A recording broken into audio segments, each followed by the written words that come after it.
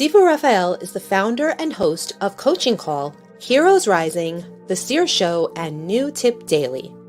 He works with individuals, groups, and businesses and helps them find clarity, purpose, and understanding of who they really are in business and personal life. Sifu Raphael has used his skills to develop a variety of multifaceted businesses in the martial arts and fitness industries. He owns and operates a 10,000 square foot martial arts and fitness facility in New York. Jose Escobar is an award-winning, nationally recognized personal development speaker, published author, and sales professional. He leads compelling, high-level communities consisting of entrepreneurs and advanced leaders through his two business models, the Entrepreneur's Bookshelf and the Connected Leaders Academy. He is also the co-host of Heroes Rising.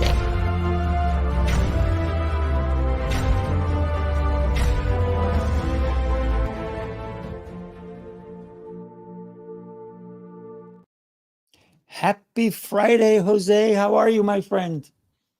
It is a fantastic day. Excited to be here. It's a big day because there's some other cool stuff around the corner later today, which I'm sure you'll allude to, but great to see you. How are you doing today? I got to tell you, my friend, exceptional and getting better every day, a little bit. So I am excited. Today is a huge day. Not only did we have an earthquake near, well, it's not even that near me, but I felt it. It was in New Jersey and I'm in New York, and it was really strong. So and I prayed for the families out there near it. So anybody, prayers are going out to you. So let's get into it. I am super excited today. We are going to talk about deep communications that impact. We have two amazing guests coming on. Let's go ahead and bring Regina. And we also have June. June is having a tiny little bit of difficulty, but she's going to show up and she's going to be amazing. So Regina, how are you doing today? I am doing fabulous. Thank you so much for having me on again. And I'm delighted to be here with you and also with June, because both her and I are super, super enthusiastic about energy, as it seems. So I'm very curious to hear what she has to say about that. Yes, absolutely. Thank you, Raymond, for joining us. And June, you got on. Yes, we're happy I'm you're back. here. A little blue again, but I'm back. You're back. We can't deny your energy. It comes through, so that's a great thing. I'd love to get this thing started. This amazing show that we have, and I'm so thrilled that Jose said yes. This is a cool thing. We should do it. And so, Jose, thank you, my friend. Let me introduce you guys to Regina Hubard.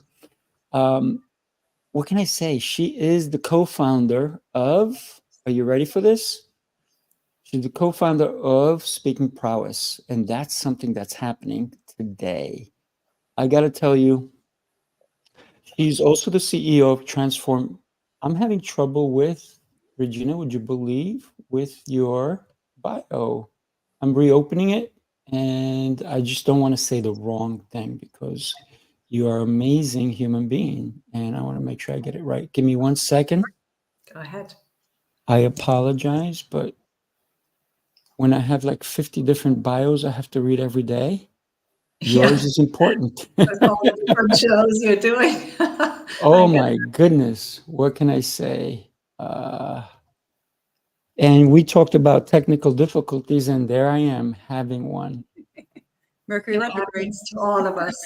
It happens all the time. So I'm going to try this again, and I'm going to try to close that, see if it happens. And it may happen, it may not happen. Otherwise, Regina, you're just going to have to tell us about you and how awesome you are. So let me see. I'm just going to hit something here. And I even shut my computer down. You know why, guys? I shut my computer down so I wouldn't get this. And it's happening. And it's happening again. So Regina, I'm just going to go with you. Here's the thing that you may not know about Regina. She is amazing as a speaker, public speaker. She does have this incredible book on public speaking, Speak Up, Stand out and shine. She also loves to dance. She is not only an international speaker, but she helps her clients really elevate to everything within themselves and with others. So she helps everyone come across really well. When we consider Regina, she is a powerhouse. And I am thrilled that she's also the co-founder of Speaking Prowess along with me. So Regina, the stage is yours. Thank you so much. I am delighted to be here, as I said before. So I'm also the CEO of Transform Your Performance and a Transformational Leadership Coach. And as you said already, a speaker and author. Thank you so much for having me on again. It's always amazing to be on your show. And yeah, let's get started. So I love dance. Now, dance has taught me a myriad of lessons that are not directly related to dance, you would think. Lessons about business and leadership and team dynamics. And it's taught me so much about communication, which I deeply appreciate because, as you know, communication is critical in any relationship, including all business relationships. We all know that, right? After all, we communicate all day long in meetings, negotiations, presentations, social media posts, messaging, anytime we want to get a message across in some way. Anytime we're in front of an audience, whether that audience is one person or thousands, like just hopefully. But back to dance and why it's taught me about communication. And because we don't usually talk much when we dance, this is mostly about non-verbal communication. First of all, dance has changed my posture, and therefore it's changed how I show up in business and in life. And it's changed my presence and my business presence in so many ways. Dance is an expression of culture, but it's also an expression of you, a personal expression, an individualistic expression. No one person will dance like you would dance, and no one person would communicate exactly how you would communicate, right? Even in a strictly choreographed and well-practiced show by, let's say, a professional dance ensemble, for example, you will notice differences between the dancers, even though they might seem a little subtle in that case, because we are all different, right? And the way we express ourselves, also through our bodies and our presence, is of course part of our communication. And as I said before, dance is about non-verbal communication. We usually don't talk when we dance. So let's look at partner dance, for example, today. In partner dance, I've been known as someone who finds it easy to follow. And part of it is practice. Dances like Argentine tango and Brazilian samba de gafieira, for example, train you to be really quick about grasping what your leader wants you to do, assuming the leader is good at it, of course, because these dances have so many possibilities and you have to be so quick to actually be able to follow and to adapt. So yes, you got to develop this communicational understanding of the little signs and cues from your dance partner's body, the message he's transmitting to you. And in some dances, you also gotta have to not just the basics down, but a pretty impressive repertoire of movement and steps, which then can be combined in endless ways. So you really never know before what's going to come next. And you got to be able to understand the leader's message to adapt quickly and to correct quickly when you misinterpreted the leader's message. Does that remind you of a conversation? And the leader needs to be able to convey the message effectively, just like in a conversation. Again, here we're talking about nonverbal communication, of course. So because I embodied this ability and this dexterity through the more complex dances like Argentine tango and Brazilian samba de gafieira, I was then also able to pick up some less complex ones like kizomba and compa, for example, on the dance floor without classes, and just really figuring out what the music was trying to tell me, the character of those dances, and following the leader's lead, the leaders I was dancing with. Anyways, in most cases, I instantly notice if a dance partner will lead me through a pleasant dance experience or whether it's going to be a pain. And this isn't just about rhythm and steps, because when a leader in dance is not fully present in his body and in his energy, it's much harder to follow him. And it's not fun, and it also doesn't feel safe. Because when I don't really understand what he wants to convey me, then I cannot follow. I cannot trust his message.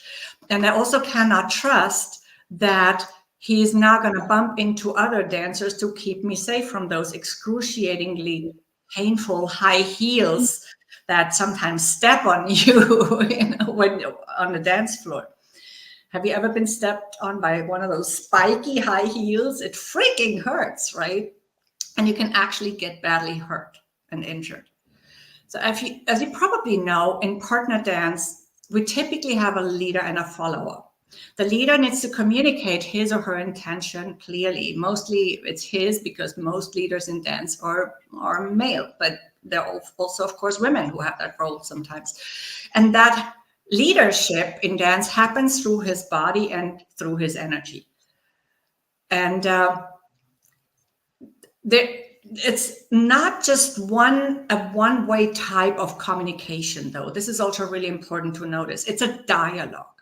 It's a two-way street, right? The leader also needs to be able to pick up the follower's body language and energy.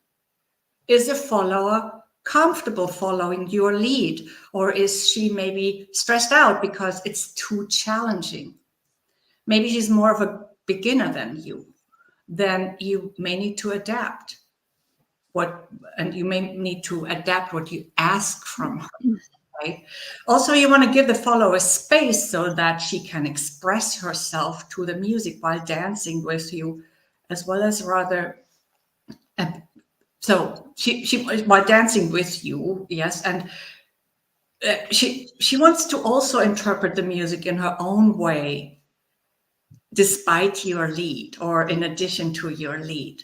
So there's a constant exchange of messages, just like in a conversation, in any communication situation. And it has to be fluid for it to be enjoyable, very much like in a conversation.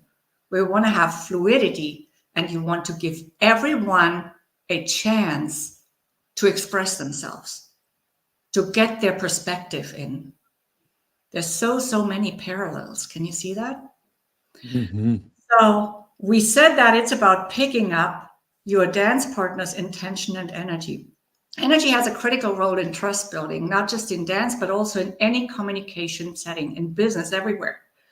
And if your words and your energy are not aligned, your energy usually will win, because it speaks louder than your words. So if you go into a meeting or in front of an audience and your energy is not aligned with what you want to convey, just like in a dance, for example, confidence in your product, then it's going to be much harder to close the deal and to get what you want out of the meeting, the negotiation, or your audience, whatever the situation is, because they pick up on your energy before you even say a single word. Your energy speaks louder than your words, and you won't come across as authentic. And what happens when someone's not authentic? We don't trust them. We feel like something's off. So you may have heard that it takes 7 seconds to make a first impression, when in reality, it takes only 0.07 seconds for our brains to figure out whether it's safe to trust someone. 0.07 seconds. That is part of our survival mechanism. So it's automatic, and that's why it's so fast. It has to be fast when it's a matter of life and death. And this is about your energetic frequency. So your energy doesn't only speak louder than your words, it's also transmitted even before you speak or before you even show up sometimes. It also speaks faster than your words. And your energy flows into everything you think, you say, and do. And there's no way to avoid that. It just happens. So it's a really good idea to be aware of what your energy feels like to self and others, and to prepare before your meetings by optimizing it. These are just a few lessons that dance has taught me for business and communication. Some of you may also love to dance, and I'm sure you have lots to share on this topic too. But maybe you are into martial arts like Sifu Raphael, or you love to play ball games, basketball, or other team sports. So I'm curious, what lessons for communications can you extract from those? What have you learned? Maybe think about that and feel free to share in the comments. Yeah, I love the fact that you see communication with dance and you turn it into business. That's brilliant. Thank you. This is why I think I love you. This And is I'm why I sure love you have Jose. several ones. Jose is so brilliant. You're so brilliant. June is so brilliant. I am the little guy in the pond that is looking at all the fish, because guess what? Sometimes I get hungry and I want to eat some of those fish. So you guys are amazing. And what can I say? Wow. Regina, powerful stuff. Thank you. So much great energy. Thank you, and we appreciate you just as much. Be sure of that. And Thank we you. see, I love to see each other's brilliance and how unique we all are. So thank you for being who you are. Well, that was fantastic. And, thank you, Regina, for sharing your wisdom with us. That was great. And as you guys know, I'm sure many of you have heard the good old saying that he who humbles himself shall be exalted, right? Because the reality is most people who say I'm the small fish, who have the capacity to say that, usually are really the shark in the water. So let me be clear on that, because Sifu Raphael definitely knows how to play in the deep waters, and he's doing some amazing things. So let me introduce our next speaker here. Sifu Raphael is an entrepreneur, founder of Speaking Prowess, and host of 5 live shows, passionate about empowering individuals to reach their full potential. As a solutions expert and executive coach, Sifu brings years of experience to the table, guiding clients towards their goals with clarity and purpose. He's the head instructor, owner of Max Martial Arts and Fitness, which is a 10,000 square foot facility in New York City, where he combines his expertise in martial arts and leadership development. Sifu Raphael is all about impacting others, leadership, massive, massive impact. He's a world changer. So without further ado, Sifu Raphael, the floor is yours. Wow. Thank you, my friend. Where do I send a check? I'll give you the address if you want to send it today. No worries. I will. I promise. So for me, I want to talk today. A topic is deep communications that impact, but I want to talk to you about listening with intention. And when you listen with intention, it's listening to understand. I think that's the clearest thing the way I can put it is a lot of people will, they're listening to somebody, but they're listening because they're waiting to get a break in so they can say what they want to say. And it's about them. And we forget that when we listen with intention is because we want to understand. So understanding, I think, is the key to learning about the other person, learning about their idea, learning about their pain. So, for example, when somebody says, and we're going to use empathy, right? When somebody says, man, I know exactly how you feel, there's danger in that, right? Because what happens is when we assume, we make an assumption, we don't want to assume, what happens when we do that.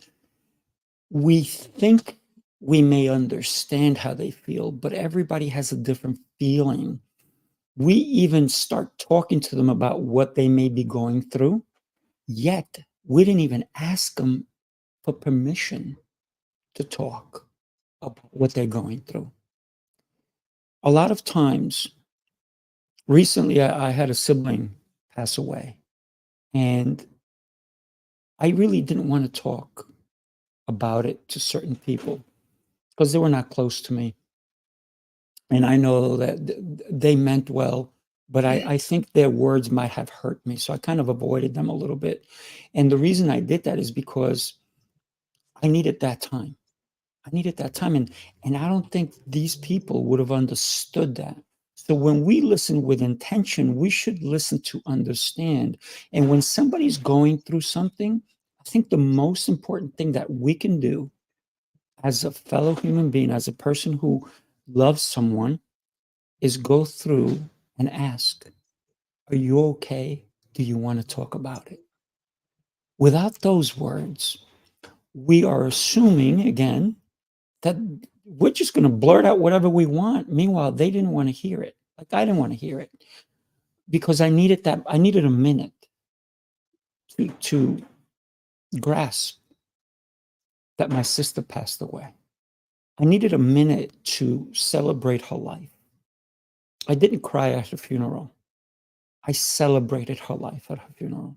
So when we listen with intention, it's about, like I said before, trying to understand. And what are we trying to understand? Let's start with us. What do we need to do with ourselves, with our own feelings? Do you understand your feelings? Sometimes you're angry, and guess what? There's no reason for you to be angry. It's because you allowed someone else to take your power away. So when we listen with intention, we need to listen to us. If somebody comes at me and they start yelling at me, maybe they're angry. And they start blaming me for something. I maybe didn't do it. Maybe they thought of it a certain way. It wasn't me, but maybe I need to listen and find out why they're angry. So I'm going to listen if they're angry with me, and then try to understand from their point of view, and then allow them to speak. So a lot of times we jump in without knowing how they feel, what their intention was. And so for me, listening with intention is also understanding. Do you know how many times people go and get a piece of furniture that they have to put together? Okay, let's say IKEA, right? People go to IKEA. What do? I got this. It's mostly men. I'm going to say it's mostly men. They go and they start putting this whole thing together, and they're like, "What does this do?" And oh, these weren't these pieces supposed to be in there? Oh no! Now they have to maybe take, or they say it's going to be okay. They get on it, and the thing falls apart. Maybe not right away, but eventually. So you have to consider. Listening with intention is not just to someone else, but maybe to instructions. So many people jump the gun. So many people try to finish other people's words. Maybe you're guilty of it too. Maybe you have your partner that you're with, and you kind of know their story. You know what they're going to say. And you may be right. You may say the exact words they were thinking.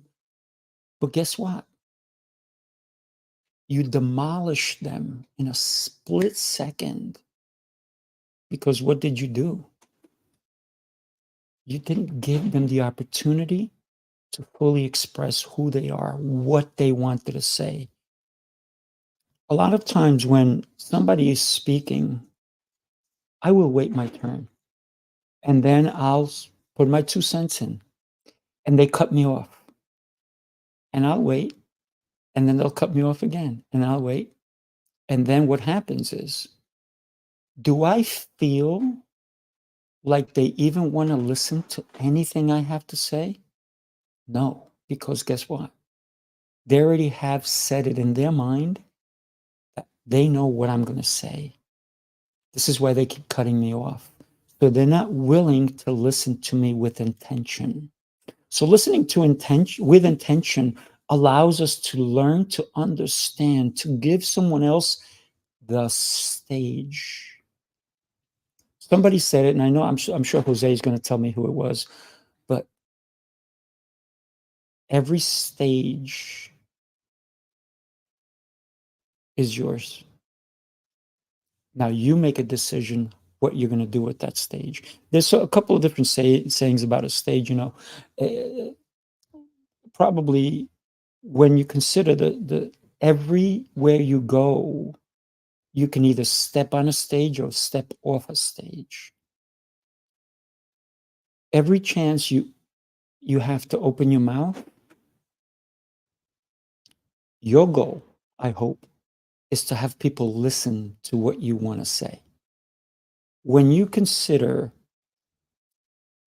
when you're in front of someone and they're speaking, give them the chance. Listen with intention. What is your intention? Why do you want to listen to them? Listen, I've talked to people with dementia, and guess what? They're telling me the same story over and over and over and over again. Do I cut them off? Because I know the story, they've told it to me before. No. Because if I'm in their presence, I'm going to make that time valuable, and I'm going to make them feel special. They have dementia. They didn't realize they told me this story yesterday. And that's okay. I'm there to be with them, to nourish them, to give them love. So if I start into, you told me that story yesterday. I heard that one before. It diminishes them a little bit, and it kind of takes away from their power. Why don't we turn things around and go, tell me more. I want to listen to this one. Is this the story? And don't tell me what it's about. I think you told me this, but man, I love this story. You mind telling me again? See, right there, you're not diminishing a person. You are empowering them, but not because of what you're doing. It's because you're giving them the stage to allow them to be beautiful. Consider all the things that we do in the world. Every time we listen with intention, we do a service to ourselves and to those we're listening to. So I encourage you to listen more. Listen with intention. Listen to understand. Listen to help. If we all listened a little bit more, you know what would happen? There'd be more love in the world. We would allow other people to have time on the stage of our life. Your life is a stage. My life is a stage. I welcome you to come to my stage. Take a look at what I have set up for you. Today is a great day. Take a look. Welcome to Speaking Prowess, where we believe in the power of communication to transform lives. If you're ready to take your communication skills to the next level, then mark your calendars for April 5th, because we've got something special for you. We have a lineup of some of the most influential communication experts in the industry. These are the voices that will guide you on a journey to enhance your ability to connect, influence, and succeed. At Speaking Prowess, our mission is clear: to empower you through effective communication. We know that mastering the art of communication isn't just about what you say. It's about how you say it and the impact it has on every aspect of your life. So take action now. Join us on April 5th and unlock your full speaking potential. Reserve your spot today and get ready to embark on a journey towards personal and professional growth. See you at the masterclass on April 5th. That's it. You see it right there. It's going across the screen. Secure your seat. We have on LinkedIn, we have almost 700 people who are coming. And we have other people from all over who are coming. We still have a seat for you. So come and listen with intention. What do I mean by listening with intention? I'm going to say this really quick and then I'm wrapping it up. Take notes. Jose's an avid note taker. I'm an avid note taker. Regina's an avid note taker. We are all. Why do we take notes? Because it makes sense. By the way, this is remarkable too. If you ever need a one, I got a discount for you. Just saying. And I don't think I even get anything for it. But the cool thing is, I used to have so many different books all over the place. So I said, what if I combine it all in one? And I got the Remarkable too. So when you consider listening with intention, sometimes it's taking notes. When I go to church every Sunday, I take my Remarkable too. I used to take books. I take my Bible and my Remarkable, and I write down every time. I listen with intention because it changes my life. And I hope that if you start listening with intention, it will change yours as well. Thank you, guys. That was amazing. Thank you. Thank you. Thank you. You know, I've always, we have about 2 minutes. So if anybody has a question, please jump in, Regina or June. But very quickly, I've always found it interesting, the whole active listening, right? Where people are concocting in their mind what they're going to say, and they're thinking of the next questions. And as you're talking, I completely tune out from what you're saying. I hear the words, but I'm not actually hearing you. And then as soon as I see you pause for half a second, not even a second, just half a second, I jump in with what I'm trying to say. And I find that very fascinating. Active listening is a very difficult thing to do by choice. But anyhow, any thoughts, Regina or June, before we move on? You are a tough group to follow, I can tell you that. No, we're not. No, we're not. Well, anyways, that was great. That was great. Thank you, Raphael. That was amazing. Thank you all for the comments. If you're here, comment and let us know, your thoughts on what you're listening to, and make sure you're taking notes, because as Sifu Raphael said, if you don't take notes, it's going to be hard to recollect what was said and what to apply into your life, right? So information without application is just head knowledge, right? So I hope you're taking notes. I hope you're leaning forward and in tune with what's happening here today. So we're going to move on to our next speaker. I'm excited to learn more here. And so June Edward has been a psychic since childhood. She didn't realize she was also a medium until later in life. June experienced a near-death experience when she was 27 years old and came back to this side by choice. She can offer first-hand experience that life after life does exist. June's sold-out group readings can offer insights to the best path for your life and help to reveal what the universe has in store. June's special gifts include working directly with the angels, guides, and departed souls. These combined tools have made her a very strong and accurate relationship mastery expert and psychic medium, able to reveal validating details to help audiences get the most out of their lives and relationships, both personally and professionally. So we're excited. I'm eager to hear more. June Edward, the floor is yours. Hi, thank you. It's funny, I never called it a near-death experience because I just knew I died. So I do very similar work. I teach people how energy works, because we're not the suit that sits here. We are the energetic soul that's inside. And everything in the universe is energy. People don't understand it because they can't see it, but they can't see the air they breathe. They can't see the microwave cooking their food, and it's all there. And I'll tie into the previous two speakers. It's like a dance. There's always someone that's in charge. There's always a leader and a follower in every relationship, no matter what that is, whether it's a boss and an employee, whether it's a significant, an intimate relationship, it doesn't really matter.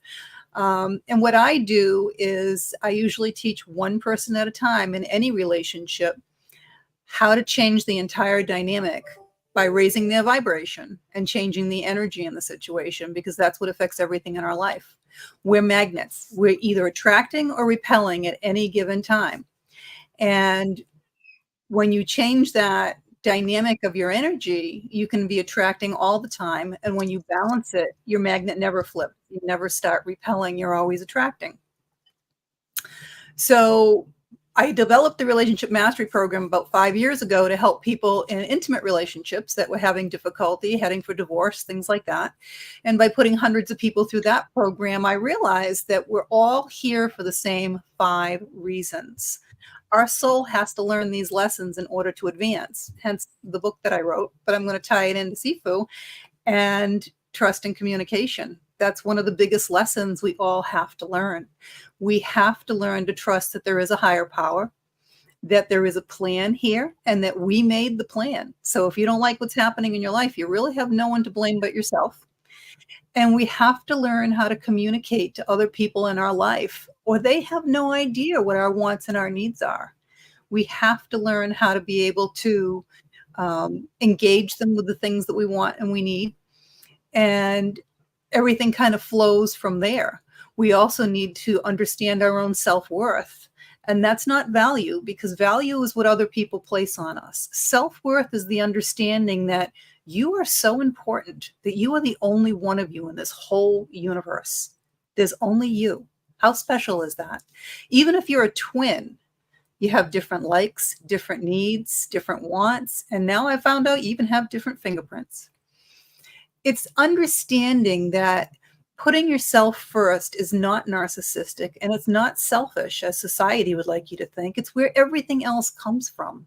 If you can't take care of yourself, you're just not going to be here to take care of anybody else. It's that simple. And no one else has the power to make you feel anything. I can't look at someone and say, oh, I want them to fall madly in love with me. I don't have that power. No one's responsible for how you feel but yourself. And that means no one else can make you happy either. Too many people think, oh, when I find the right person, I'll be happy. When I get the right job, I'll be happy. When I move here, I'll be happy. It doesn't work that way. You have to find your happiness inside of you. And when you do that, you will raise your vibration and you'll start attracting like a magnet and bringing other people in that are also happy in their life. And your happiness will ping pong back and forth with each other. And that's how happiness works. Then you have unconditional love, which is a tough one for a lot of people. Unconditional love is knowing that you can walk away from a situation, again, with self-worth, putting yourself first. It's not staying with someone that you don't belong with because you think that's practicing unconditional love. That's not what it is. It's just saying, listen, I love you. I care about you. I want the best for you, even if I can't have you in my life. And it's being strong enough to be able to do that. Then you have money and balance. And everyone has to learn that money is energy. That's why it's called currency. And we are all actors on a stage here playing a role because we are not the suit. We are the soul inside. And everything in this universe has to stay in balance. So money is what we use in this 3D world to show whether or not your life is in balance. Everything has to be an even exchange of energy. So you don't walk into a grocery store and put down $1 million to pay for a gallon of milk. It has to be that even exchange of energy. And it shows whether or not your life is in balance. If you're working 80 hours a week, you have no time for anything else in your life. No time for your friends, your family, your own hobbies. And then if you're just saving your money and hoarding it up, then you don't have enough self-worth to spend the fruits of your labor on yourself either. All of these things keep you out of balance. And this is why it's a tool to show you whether or not you're in balance. And the last thing we all have to learn is patience. Patience to let someone else finish their sentence. Patience to understand that everything comes to you in the time that it's supposed to come to you. You can't push that door open. If that door is closed, it's closed for a reason. When you wait, have patience. If it's meant to be, it will be. I promise you that. So energy is absolutely amazing how it affects everyone and everything in your life and every aspect of your life. Businesses, relationships, and all about energy. You have relationship with your employees, with your customers, with your with their families, for your employees' families. And when you change the energy, you change the dynamic of everything. And when you become that magnet, this is where the law of attraction kicks in. And when you understand how to balance that energy, you maintain the law of attraction. Otherwise, because everything has to stay in balance, if you raise your vibration and you don't balance it, you're going to crash. It's just how it works. So we all need to learn how to communicate with each other energetically as well. And Sifu did a beautiful job of talking about how we need to communicate with someone else and learn how to listen with intention, because that's all part of communicating with someone else. And it's a challenge for a lot of people, because a lot of people were not raised in a world where we learn how to communicate. We're either shouting at each other, or we're saying what we have to say and walking away. We're not engaging with each other. And a lot of people do it in a very dramatic way, living in the drama, living in the 3D. So you have to kind of rise yourself above that. And this is where, when you raise your vibration, you don't live in the drama and the minutia anymore. You can really look at life, look at everything that's happening from a much higher perspective. And those are some of the things that I teach. And when you do that, it doesn't just change the dynamic of one relationship in your life. It changes the dynamic of every relationship in your life. Because when you learn how to do things differently, for every action, there's an equal or greater reaction. The people around you have no choice but to change, because you've changed. And it's absolutely an amazing situation. Anyone can change their life at any time. They can improve their situation at any time. And everything is perspective. It's just like the glass is not half full or half empty. The glass is actually refillable. So enjoy it and then refill it, so that you can enjoy your life that way, the same way. Not sure what else to say about all of energy and Wow, incredible when you consider all the energy that is out in the world. And I love the fact that you said that this is a suit, right? Because I'm wearing a suit, but I am the suit. We're all wearing a suit. Right? But I am the suit. I love that. And when you consider that we are energy, and we can mix our energy with someone else's energy, and we can get stronger that way. I love that. Thank you. Yeah. That was amazing, June. Thank you for sharing all of that. And I love how you said at the end, the cup is refillable. Yes, You know, it is. a lot of folks just think it's half empty or half full, or whatever you want to call it, but it's refillable. So just wherever it is, if it's not where you want it to be, take action on the ability to refill it. Yeah, I love that too, actually, and it's so true of anything that you can refill, right? You can refill your level of energy, you can refill your bank account, whatever it is in life, you can refill, and it's a choice. What I have the hardest time with sometimes is this divine timing that you talked about. Just to say it in a different word, right? This patience topic, because I'm an initiator personality. So sometimes I just want to do, just let it, nothing is fast enough. So that can absolutely be a challenge for me oftentimes. I think that's a challenge for a lot of people, but 2020 vision is great, right? We can always look behind us and see the breadcrumbs and how everything in our life has brought us to the next thing and the next thing and the next thing to bring you to where you are. And even if some of those things you were going through were terrible at the moment, as you move forward, you can look behind and say, oh, I'm glad that happened now, because X, Y, and Z wouldn't have happened. So you have to really apply that to your life going forward. And this is where the trust comes in, that there is a higher power and that you made this plan, and that everything that's happening in your life, you are always right where you're supposed to be. And you know that something else is coming in, and you get anticipation, and you get ready to accept that when it comes in, Yeah. Right. Be ready. Be ready. That's what I'm hearing. Be ready. Always be ready. Always be anticipating that there's something else that's wonderful coming into your life, because you planned it. You wouldn't have planned yourself a terrible life, right? You would have planned yourself a wonderful life, right? Without a doubt. I'd like to take this opportunity to share something really dynamic with you guys. Before I introduce my next guest, who actually happens to be my co-host, take a look at this.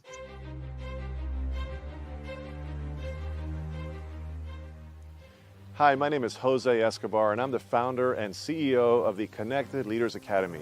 We're a growing tribe, a community of entrepreneurs all over the world, globally, all across the country, high performers, titans of industry. If you're an entrepreneur and you're looking to grow personally and professionally, scale your influence, develop your skill sets, move the needle in your business, more clients, more money, more profit, the bottom line, and of course, grow your circle and your network like never before, this is where you want to be. Join the Connected Leaders Academy today. We are scaling massively. We want to welcome you in. Check me out on Instagram and on Facebook, the @ JASCO25. We look forward to having you join us. Take care. Not only does he have a great platform, but I got to tell you, Jose Escobar is an award-winning, nationally recognized personal development speaker, 9-time published author, has over 25 years as a sales professional, is a husband, a great husband, by the way, and a father of 5 beautiful children. He leads compelling high-level communities consisting of entrepreneurs and advanced leaders through 2 multi-6-figure business models, the Entrepreneur's Bookshelf and the Connected Leaders Academy, which I know Regina and myself are part of. Jose is exceptional in his presentations, where he has reached audiences collectively over 30 million and radiates throughout his dynamic coaching programs, inspiring his international 300 plus, almost reaching 400 entrepreneurs and executive clientele to master their personal and professional excellence. Jose, what can I say? I am thrilled that you said yes to be my co-host. Stage is yours, my friend. So full disclosure, thank you. I appreciate it. I'm excited to be here. And I have already been fed. My cup is full today in terms of inspiration, new information that equips me to show up better every single day. So thank you, Regina, and thank you, June and Sifu, for pouring into me and everyone here today. I appreciate it. And I'm excited for the last few minutes. I think I have about 7 minutes or so. I'm going to go into some really quick things here. And I'm going to kind of pivot slightly and not really go into communication, because guess what? I'm speaking in a topic of communication today. Speaker's prowess. It's going to be, I think I said that correctly. Did I say that correctly? Speaking prowess, that's fine. Speaking prowess today. So if you didn't get tickets for that, or you didn't register for that, do that now. I encourage you to do that. I'm excited to speak on communication later today. So for now, I'm going to talk about decisiveness. And it's interesting because Sifu Raphael mentioned to me, he's like, hey, I appreciate the fact that you said yes. Well, the only reason why I said yes is because he made a decision to be decisive, to say, hey, Jose, would you be interested? Right? And I had to be decisive to say yes or no. And he can tell you that I didn't take very long to say yes. And the reason why is because I'm an executive decision maker. Right? I am fast. I'm a massive action kind of person. So much so that I embody this particular title of this book. If you guys can see it, it says, hell yeah or no. Right? And I reference this book all the time. Anybody who's been on the other end of a sales call with me knows that I have pulled this book out a couple of times to reference it. And the reason why I reference this book, and full disclosure, I have never read this book. I actually bought it because it was suggested to me on Amazon, saying, hey, based on the fact that you like these books, you should check out this book, right? So I was like, oh my gosh, would you know that there's a book called Hell Yeah or No? And I say this all the time. I've been saying this for years. Because this is the way I operate, folks. For those of you who are here live, great to see you. I saw Ivy and a couple of you there. Good to see you as always. So for me, if a new thing comes across my desk and I'm on a virtual call, in-person meeting, or on a phone call, and it is some level of something that requires me to make a decision. Typically, it's financial, right? If it's a business decision, sometimes it's not. It could be a personal decision or a financial decision or a business decision, whatever you want to call it, right? There is a moment where you need to decide. And you decide first, and then you commit to that decision that you just decided on. The problem is so many people are indecisive. Number one, they decide, and they change their mind the next day. I change my mind. So you didn't really commit. You just made a decision that was very, short-lived, and you decided the other way around the next day. It's called buyer's remorse. It's called whatever you want to call it, given the circumstance. A decision needs to be backed by commitment, right? And you got to be all in, and you have to be decisive. So for me, when anything comes across my desk and I got to make a decision, if I'm listening to something and it's good, then I'm going to be a hell yes. I'm in. Let's do this thing. And I move immediately. If it is not for me, for whatever reason, and because the more decisions you make consistently over time, very seldomly do you go back and look back and say, I was a poor decision, because you get better and better and better at making good decisions, right? Chapter 8, Think and Grow Rich, which I reference all the time. It was up there. I guess it's here somewhere. I probably referenced it recently. But you guys know the book, right? Think and Grow Rich. Chapter 8, I actually have it marked off to where it says, Chapter 8 is decision. And in the book, Think and Grow Rich by Napoleon Hill, it talks about the more executive decisions that you make, the better you become at making decisions. And then very seldomly do you go back and say it was a poor decision.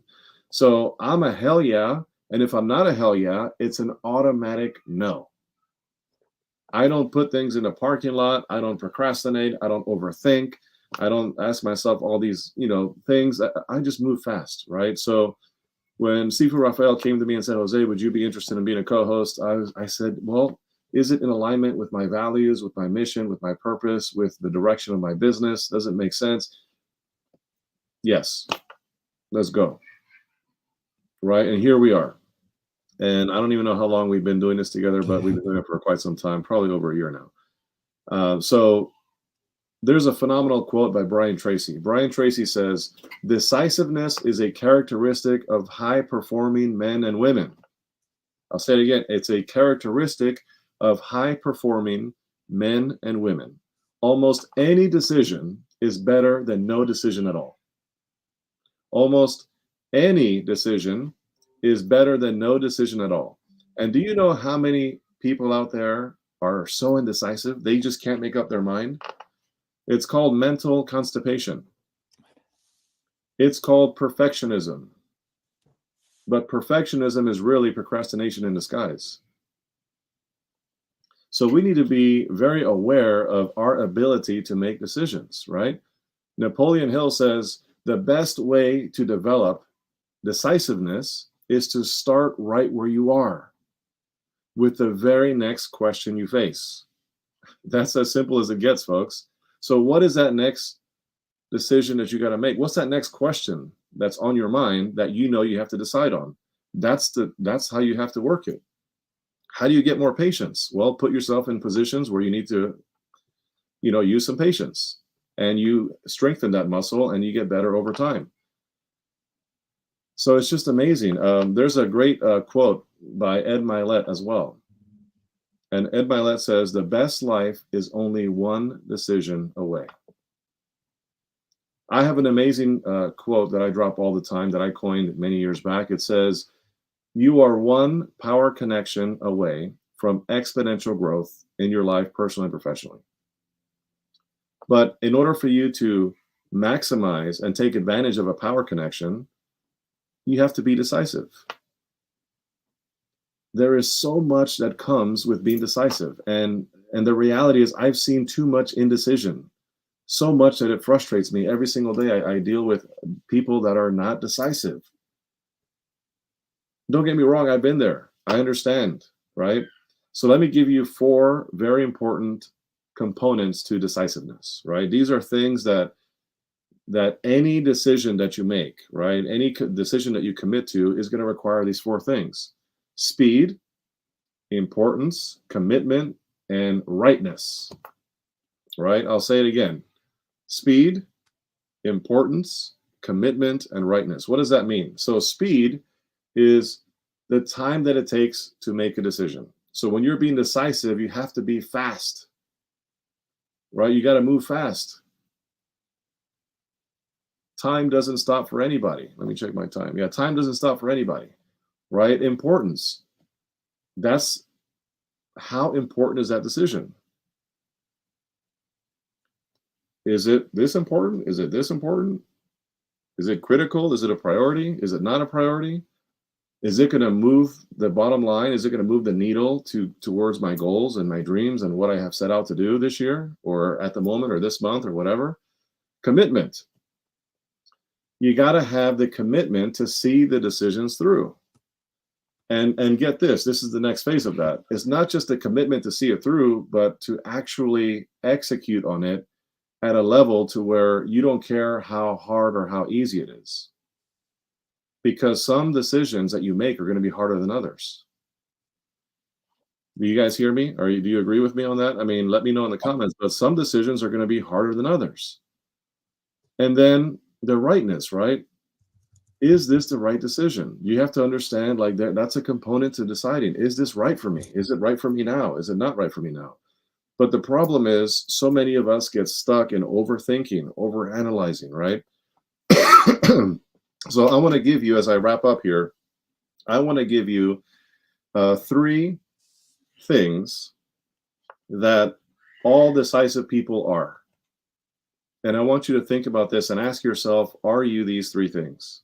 All decisive people are these 3 things. Number 1, they're excellent problem solvers. All right, so decisive people are excellent problem solvers. Number 2, they are masters at their emotional state, right? Their emotional, their EQ. Their EQ is very high, right? They're not wishy-washy like this. They don't have the instability of emotions. They are masters of their emotions, right? That's another thing. And lastly, they are great leaders because leadership demands decisiveness. So are you a good problem solver? Do you have a high EQ? Your emotional state? Do you have control over that? At least to the extent that we can. And of course, do you consider yourself to be a great leader? These are important things to understand. And I just want to implore to all of you, right, that being decisive is a critical component to success. Critical component. So what is that next thing that you need to decide on? Start moving faster. Move faster, right? Once you make a decision, the universe conspires to make it happen. Ralph Waldo Emerson, right? We've heard that quote before. The world conspires to work in unison with you. All right, so I'm going to leave you with that for the sake of time today, but I just want to inspire those and motivate those out there that might be indecisive, that maybe drag their feet too much, maybe overthink and overanalyze, maybe they're overcome by fear, maybe they are over analytical, whatever it is. There's nothing wrong with all those things because those are all natural things, right? The problem lies where a decision is required and you can't make it. That's the problem. And time doesn't wait for anybody. So be quick, be efficient, take massive action, be decisive, and all great things follow that, right? And remember, you are one decision away from changing your life. Thank you. Powerful. You said you were not going to talk about communication. That's all right there is communication. When you're communicating with yourself on your decision making, come on, my friend. That was pure 100% communication. It's the words you say to yourself. Do you procrastinate? Do you do a hell yeah or hell no? Right? That's all communication, my friend. You know that. You just told us you weren't talking about it, but man, you just boom, the mic drop. If I had a mic, it'd be dropping. I do have one, but it's on a stand. So there you have it. Yeah, I Powerful love stuff. the power connection also. You're one power connection away if you make the right decision, right? So that was a big one for me. Mm-hmm. So that's all getting out of your head too and making it with the knowing, that soul. That's how you make those decisions so quickly, because your head is all in fear. You can't make decisions from your head in fear. Yeah, absolutely. And connecting with your intuition to know that it's right for you. I mean, there's no right and wrong decision anyway. There's just decisions and you have to make them right. But on the other hand, we want to make the decision that feels best even after making it. I want to throw something out there, and I'm Go going for to it. throw this out there as a thought for people to ponder. And you can maybe create a debate in this chat of this video, and you can maybe go in the chats and you can debate it amongst yourselves. But what is more impactful, right? Is it the habitual, small, micro decisions that we make every single day that ultimately compound over time, that actually are what make the trajectory of your life be what it is? Or is it the big decisions that you make seldomly, the macro, massive decisions that you make that are what actually molds the trajectory of your life?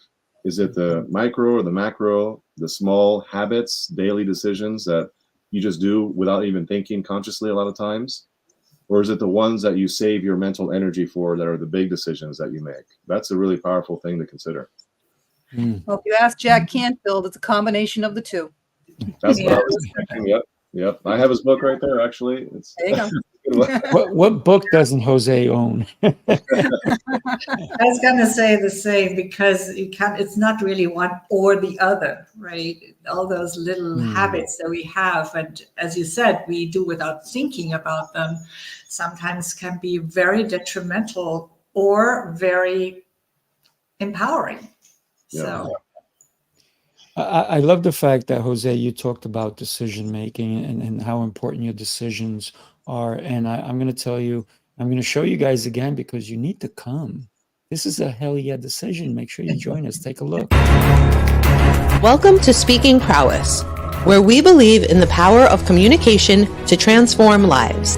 If you're ready to take your communication skills to the next level, then mark your calendars for April 5th, because we've got something special for you.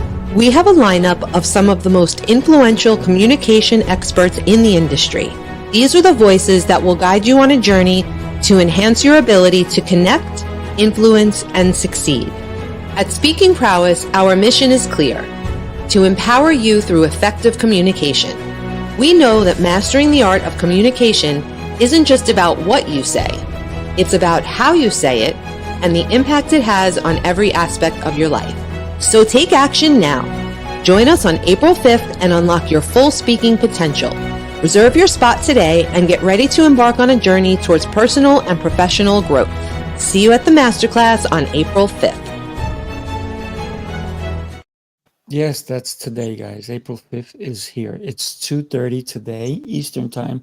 Jose, Regina will be there. June, hopefully you'll join us in. Just click on the link. Come join us. Everybody who's listening to our voices, come. Make the decision to impact more people, to impact your family, impact your bottom line, impact your employers, your clients, everyone in your life. Impact your dog. How do you communicate with your dog? Or your cat, or your bird, or whatever animal you have at home. Some people have some weird animals, but I'm not going there. But thank you so much. You guys are exceptional. Thank you for being here. June, always a pleasure. Oh, my pleasure. Regina, amazing. Jose, you always bring it. Love it. Thank you. All right, everybody. Do us a favor. Make sure you come back to this, because we're here all the time. And we're here bringing you amazing guests like the one we had today. Thank you, everybody. Make it an exceptional one. Take care. Thank you.